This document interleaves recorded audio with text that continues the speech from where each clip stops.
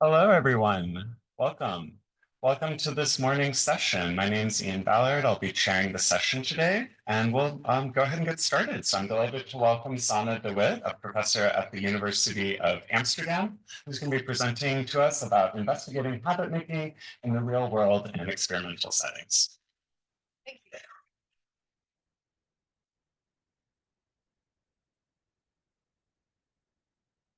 Good morning, everyone. Thank you for joining me for this talk. Before I start, I just want to say this was my first RLBM meeting, and it was overwhelming and stimulating and a lot of fun.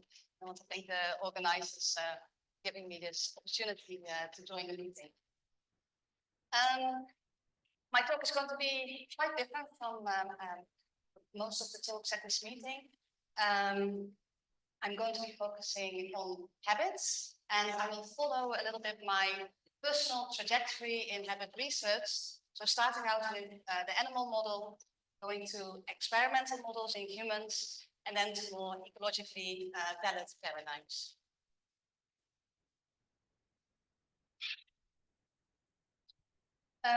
So most of the work, experimental work into habits was done in animals, and I think that probably this paradigm is familiar to most of you, so I'll just give a very brief recap. But this is the paradigm, the outcome evaluation task, that has been developed to determine whether behavior is flexible and goal-directed or driven by habits. So how does it work? Well, in the first stage, a hungry rat is trained to press a lever for food, and it will readily learn that. The question is, has it learned that by forming a habit, or is it doing that in a goal-directed way? And to find out, subsequently, the value of that outcome is changed to see if it will immediately and flexibly adjust its behavior. So the rat is taken out of the open chamber, and the food is devalued through satiation or by pairing it with lithium chloride to produce nausea. At that point, the outcome is really not valuable to the animal anymore. It's returned to the open chamber, and it once again has that opportunity to press the lever. This is an test in extinction, meaning that there's no further opportunity for learning the outcome in this new value. And what is typically found is that with short training, so say 100 lever presses, outcome evaluation reduces responding, so evidence for goal-directed adjustment of behavior. But with more extended training, we see that there's no longer a devaluation effect. We see perseverative responding towards the no longer valuable food. The way that works is often described in terms of Thorndike's law of effects, which says that every time a response is followed by a reward, this acts to reinforce a stimulus-response association between the context and that particular behavior, so that now that context, stimuli in that environment can automatically trigger the behavior. But really the way that most of us look at this is through the lens of dual process theory. So that there is that there are separable processes, habitual and goal-directed, that when aligned can work together, but when in opposition, they can compete for control. On the one hand, we have the habit system, where that drives behavior that's stimulus dependent and goal independent. You can see for good measure, I put next stimulus response also, that can be a mediating sensory outcome representation. That's for the input, but at least I think that's very useful as another path. The important distinction with the goal-directed system is that goal-directed behavior is mediated by an evaluation of the outcome. You only engage in it if you currently desire the outcome. Strongest evidence for this dual process view comes from, again, from animal research, from reasoning and connected studies, providing evidence for separate cortical-striatal pathways in the brain that support habitual and goal-directed control. So over from the rats to us humans. Since 2008, there have been a lot of efforts to translate this animal paradigm to computerized tasks for humans to study human action control. These are different variations of it, but they all have in common instrumental training phase, and the value of the outcome is changed, and the flexibility of behavior is tested in extinction. And these tasks have been used to study also the underlying neural mechanisms to see if that is evidence also for dual processes in humans. And this is just a very rough summary of it, but I think this summarizes the main findings from that body of work, which is that when you look at activity, brain activity in the acquisition phase and the instrumental training, then that really looks like indeed dual processes at work. So on one hand, we have with repetition increasing engagement of the posterior putamen, which could be reflecting building up of the stimulus response habits.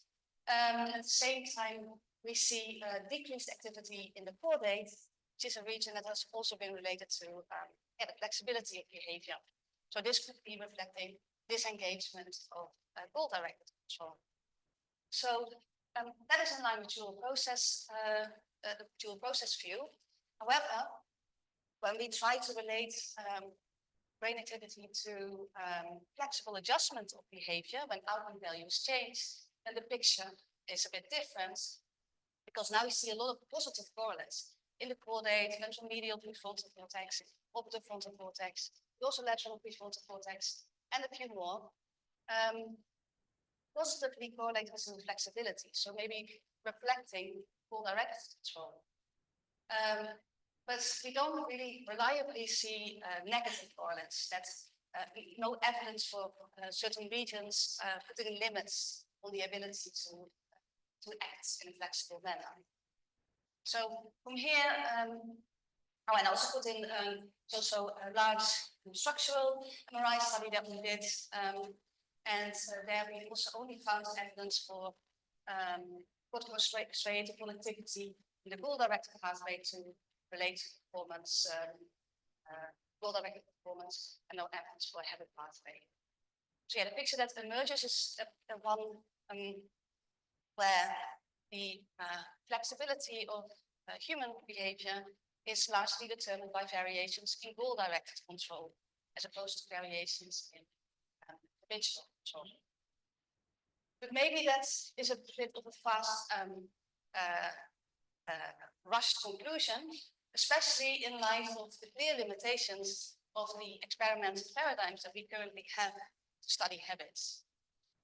The most obvious limitation being that so far we have failed to demonstrate I think the hallmark of habits, which is that with repetition, there is a loss of flexibility. And so it's a function of repetition, we can show a loss of flexibility. So in these different studies, we varied the amount of training, but no effects on performance in this outcome evaluation test. Should also mention that there is a different class of paradigms where instead of devaluing the outcome, the contingencies are switched. So there's a stimulus response reversal or change in a sequence. And those tasks have been more successful in showing loss of flexibility with overtraining. But I'll briefly come back to that towards the end of my talk. Seems a bit puzzling, right, that we are having such a hard time to demonstrate habits in the lab, especially as I think most of us have some personal experience with habits in our real life. So where extensively repeated behavior becomes really efficient, becomes automatic, we don't have to think about it, but also can be hard to change sometimes. And it really affects behavior for better and for worse. So maybe it's time to step out of the lab and look at research into habits in the real world. And indeed, as you can see, diary investigations and EMA studies, they suggest that last proportion of our daily behavior is indeed always repeated in the same manner, in the same context. So there is a lot of scope there for habit formation.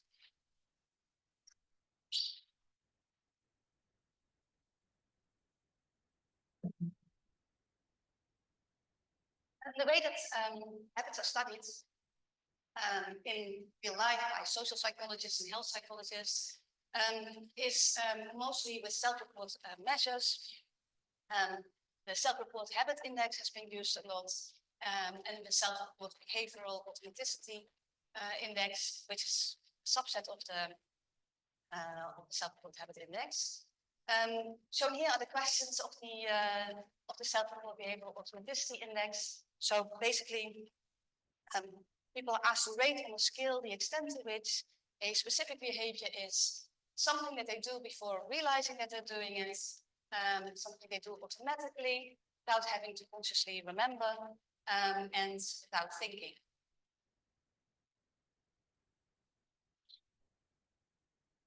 And these self-report measures have been applied to a wide range of behaviors, study a wide range of behaviors, going from very simple motor behaviors to much more complex behaviors, pertaining to physical activity, dietary behaviors, safety behaviors, health protective behaviors, and even more recently to intriguing concept of mental habits.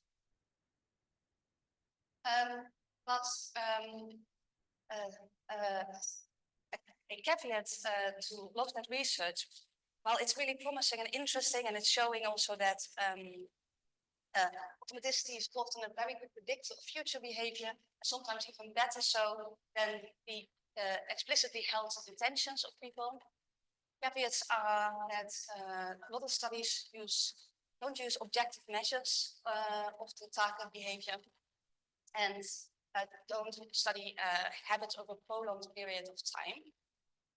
A notable exception to that is a line of work started by Lenny and colleagues, where they tracked habits over a period of 12 weeks.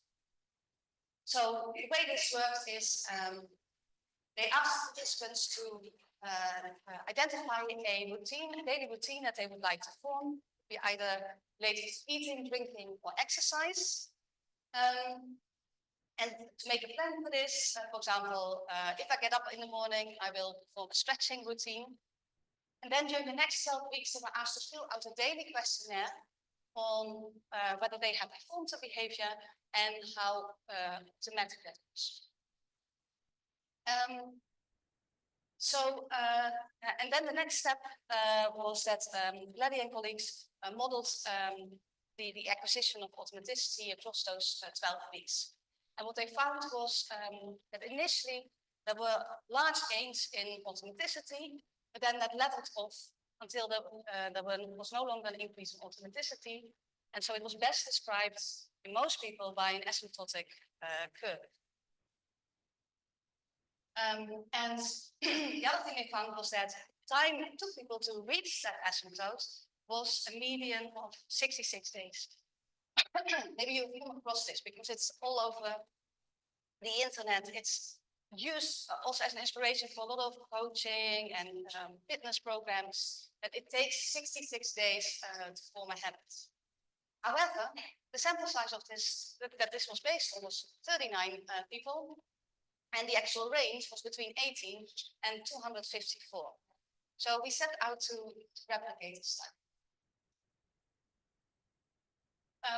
We recruited participants via 4 centers in Amsterdam, Helsinki, Cambridge, and Constance. Ended up being able to recruit 739 participants who fully completed this whole 12-week procedure. Of those people, 540 actually showed an increase in automaticity over time.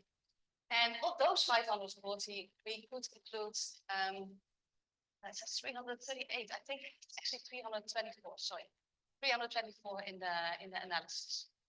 This is actually very similar also to the original study, where only a subset of participants can actually be included in the modeling. We did 2 types of analysis. One was a full replication of the original analysis, but I'm going to show the results of additional modeling where we made a few changes, including that we also allowed for an S-shaped curve. So when you have a relatively flat start, then a steeper ramp, then also reaching asymptotes. And that actually described a lot of the acquisition curves very well. So yeah, so what did we find?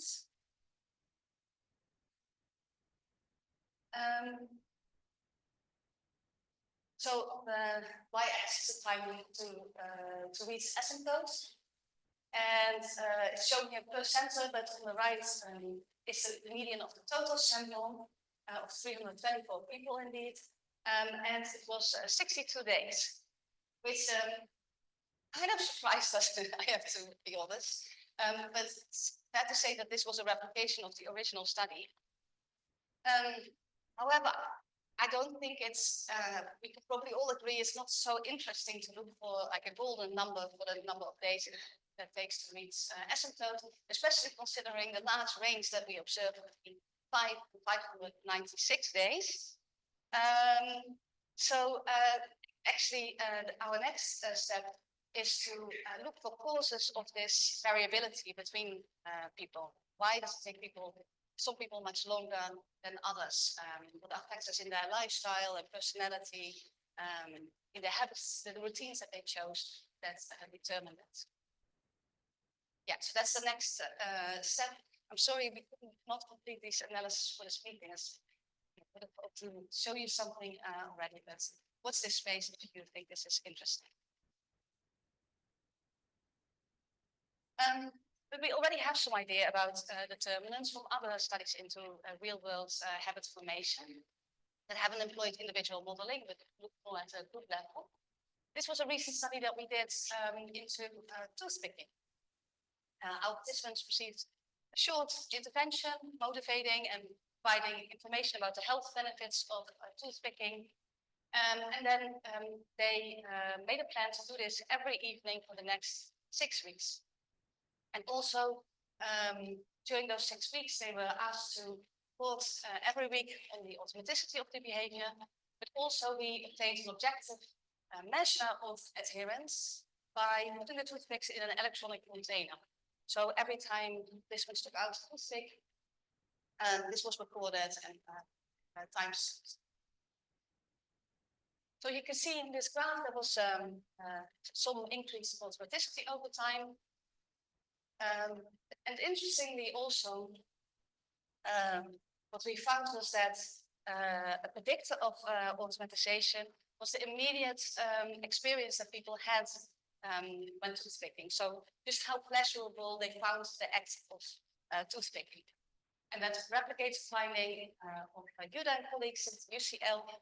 They studied flossing behavior, and they found that automatization over time is more determined by the immediate pleasure or lack of pleasure than it is by long-term health benefits.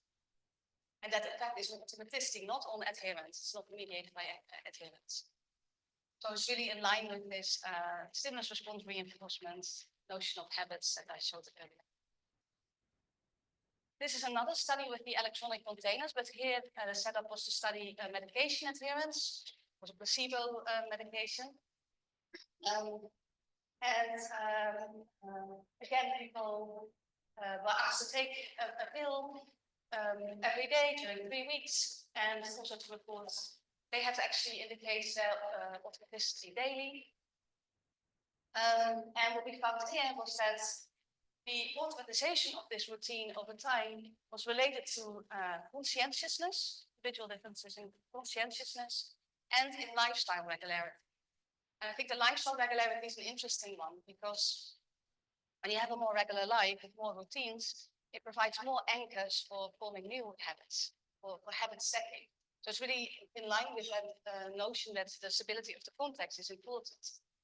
And indeed, further finding a follow-up study with the same procedure showed that the regularity, the temporal regularity of taking the pill out of the bottle is also related to the level of automatization.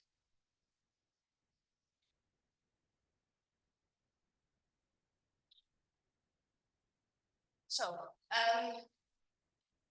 there is a lot of evidence for automatization of everyday behaviors and also for plausible habit-related determinants automatization. However, that's not confined to the real world. We also see that in the lab.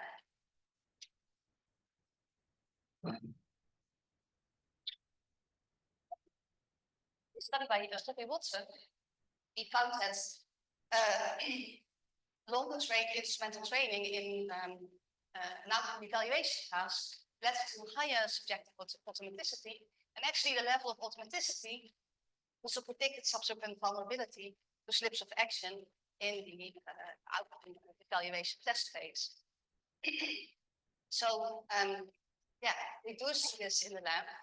We just are missing see these slips, this lack of flexibility as a function of repetition. So would we be more lucky when studying habits out there in the real world? Now, this was one of our first attempts, was with the pill intake procedure. What I didn't tell you was half of our participants was asked to take the pill in the evening, and the other half was asked to take it in the morning. In that initial learning phase, and they were forming the routine. And then after 3 weeks, we switched the time that they should take the pill. So those who were taking it in the morning now were asked to take it in the evening. And we hope to see slips in the old time window, of course. Well, we did see a drop in automaticity of taking the pill, but there were virtually no slips in the old time windows. People were very well able to adjust their behavior. And really, it's not so surprising because this behavior involves a lot of steps, right? Going to the bathroom, taking out the bottle that contains the pills, and then unscrewing the lid. There's a lot of opportunity there to alter the course of actions. So I think, but next I think we stumbled on a more promising paradigm, and that is social media use. We first got the idea when we performed a digital detox study in which people who were wanting to reduce social media use took a digital detox of 1 week. But during 1 week, they removed their social media, favorite social media platform from their smartphones. And it's remarkable what that does, by the way, just the beneficial effects just this 1 week has in terms of mental well-being, sleep, behavior change.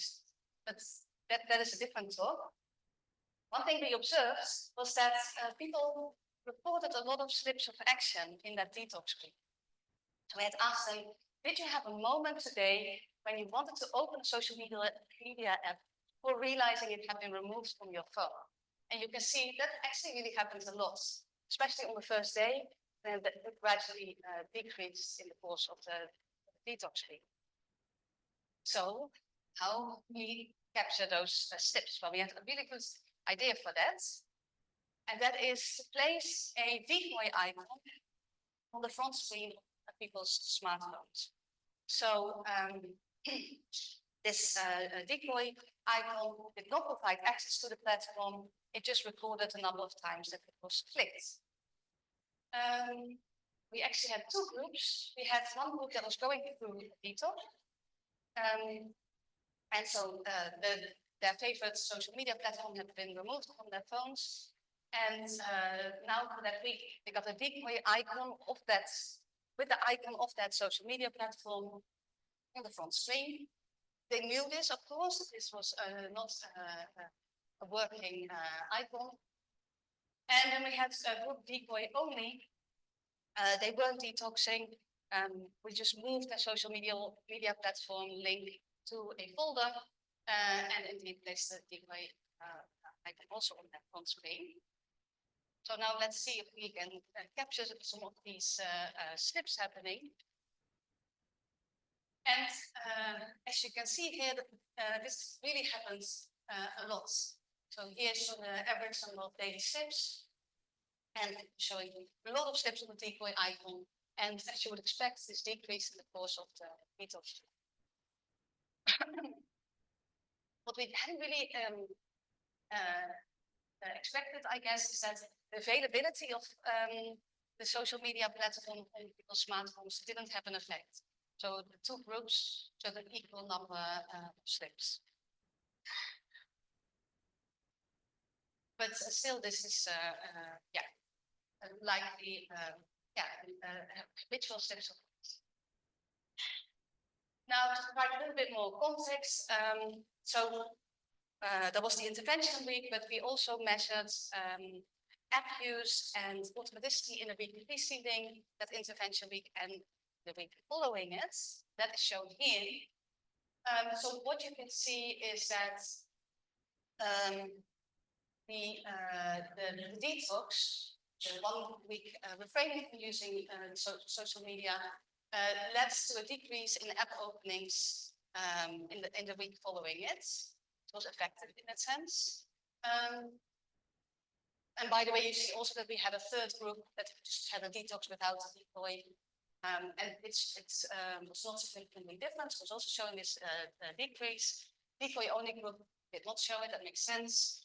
But all three groups showed a significant decrease in automaticity of app use. And the next question is the vulnerability to slips in the intervention week, is that related to the frequency of app usage? Well, you can see here it's related to the self-reported automaticity of opening the app, which we measured in the baseline week preceding the intervention. It's also related to the frequency of app use, so the number of app openings in the baseline week. And it's also related to self-reported history of usage, the number of months that people were already using this social media platform. Then with the pre-registered regression analysis, it's the top two, the best fit was for model with the top two, authenticity and baseline frequency. We also explored whether the motivation to reduce social media was a predictor of vulnerability to slips and enforcement. However, on the other hand, the decrease in automaticity in the intervention week did not predict decreased app usage following the intervention.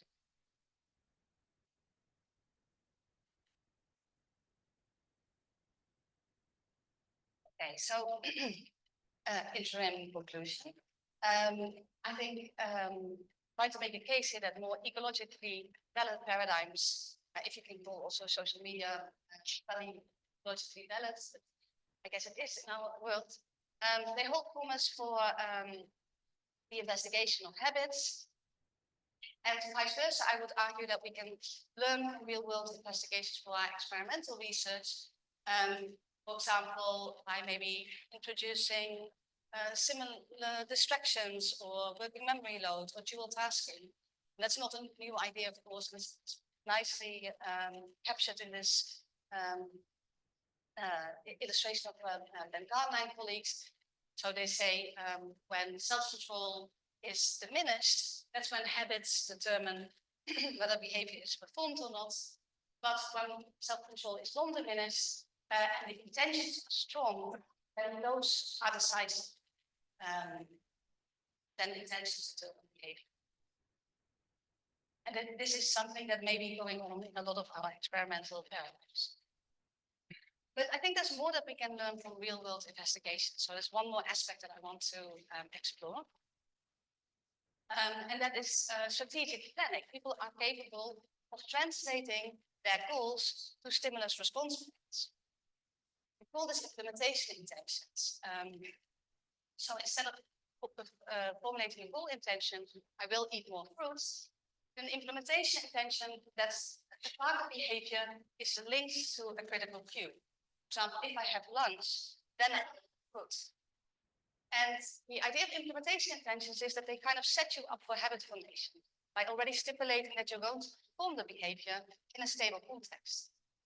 But perhaps even more than this, it has been argued that just by virtue of forming this, mentally forming this link between the stimulus and response, you already engage automatic processes. And so there's a level of strategic automaticity already from the start.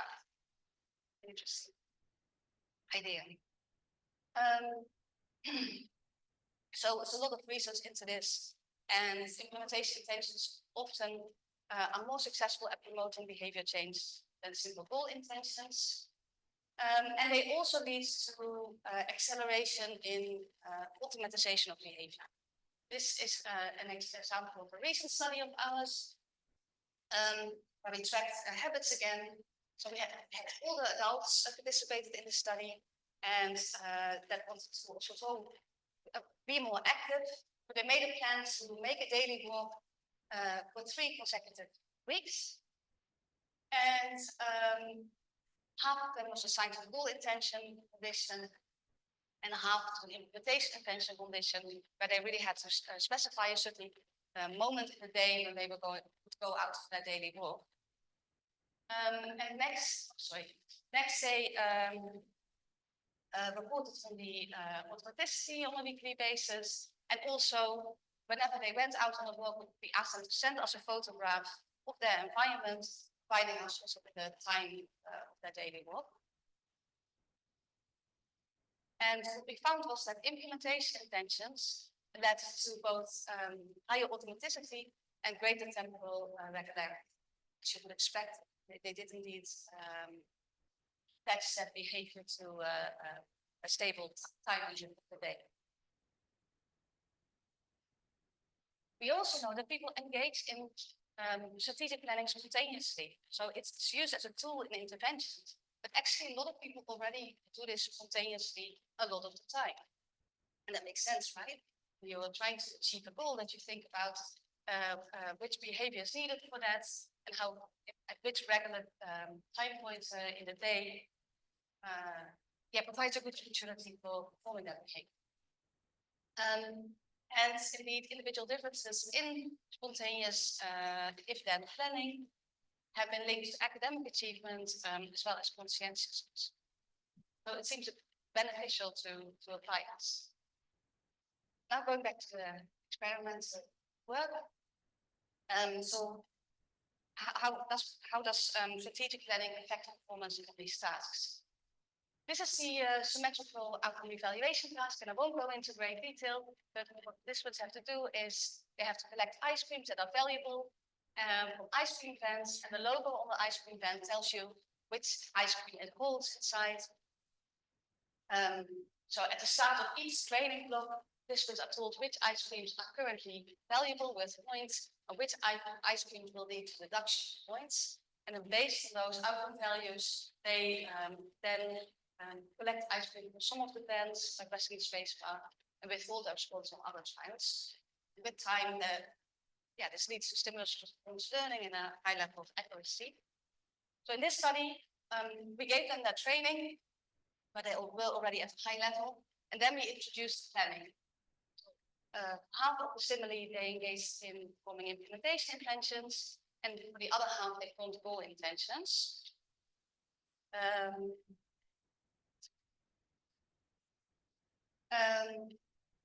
So rather than seeing the value, they were actually in this particular study just show the implementation intention. So if I see blue square, I will press. They were asked to say this out loud. After the training block, the training continued inside the scanner. These are the behavioral results. So shown here is first the regular training without the intentions, and then at the dotted line, the intentions are introduced. And I think the most striking thing in this figure is that this drop in accuracy and performance when the goal intentions were introduced. And that's particularly on the Go trials, where they had to make a response. And you can see that on the other hand, implementation intentions were just showing improved accuracy, as well as it also led to fast performance. So it's almost like, implementation intentions help, but maybe goal intentions are also, by directing attention to the outcomes, actually counterproductive even at this early stage in the training. So what happens at the neural level? Are we finding evidence for more engagement of the habit-related regions or less engagement of goal-directed regions? Well, we found that implementation intentions were related to less engagement of the 4 days, or less activity in typically considered a region involved in goal-directed. So it's more disengaging the goal-directed system than activating the habit system. Arguably. But next was the test phase where outcome values were changed, people had to adjust behavior, and there we found no negative effect of the strategic planning. So making stimulus response plans makes you more efficient, more accurate,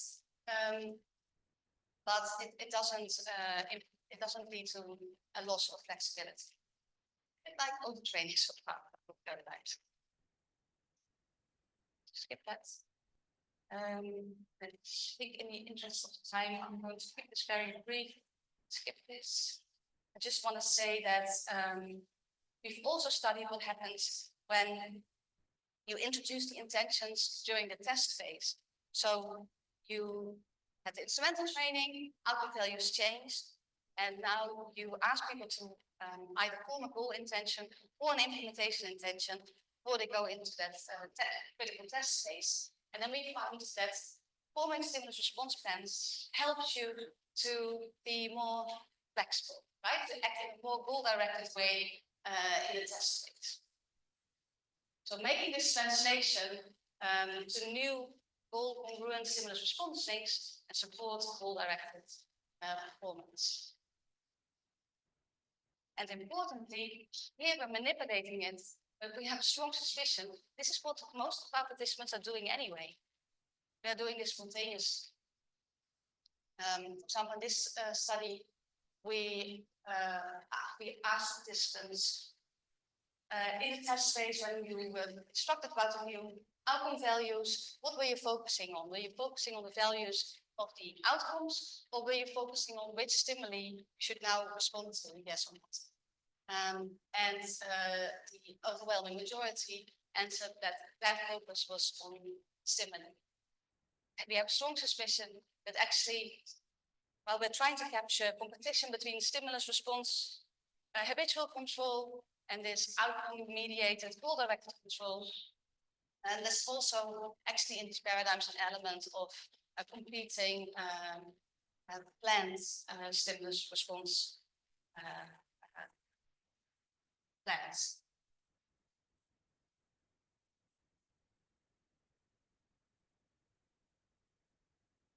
So the way that our tasks are currently set up may really encourage this spontaneous planning.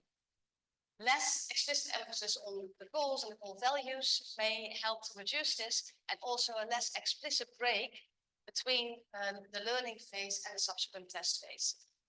And most of the tasks that we are using currently.